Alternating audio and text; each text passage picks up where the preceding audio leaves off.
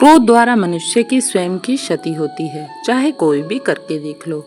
सार्वभौम चक्रवर्ती सम्राट होते हुए भी महाराजा अभिरीश भौतिक सुखों से परे थे और सतोगुण के प्रतीक माने जाते थे।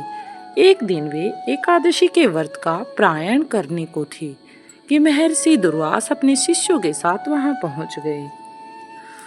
अम्बरीश ने उनसे शिष्यों सहित भोजन ग्रहण करने का निमंत्रण दिया, जिसे दुर्वासा ने स्वीकार कर कहा, ठीक है राजन, हम सभी यमुना स्नान करने जाते हैं और उसके बाद प्रसाद ग्रहण करेंगे।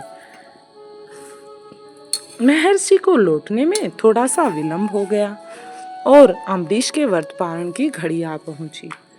राजगुरु ने उन्हें परामर्श दिया कि आप तुलसी दल के साथ जल पीकर पारण कर लें, इससे पारण विधि भी हो जाएगी और दुर्वासा को भोजन कराने से पूर्व ही पारण करके पाप से भी बच जाएंगे। अम्बरीश ने ऐसा ही कर जल ग्रहण कर लिया।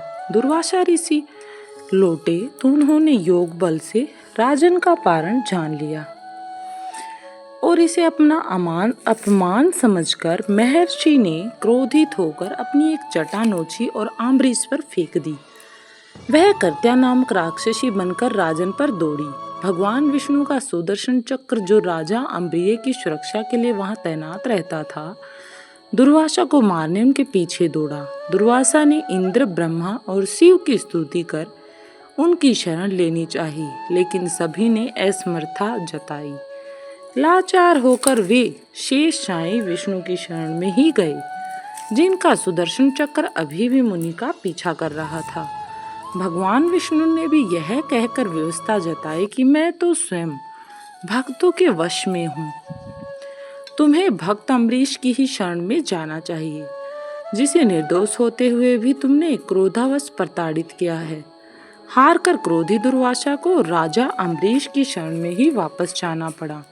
राजा ने उनका चरण स्पर्श किया और सुदर्शन चक्र लौट गया। सुदर्शन चक्र उसी समय शांतिपूर्वक अपने स्थान पर लौट गया।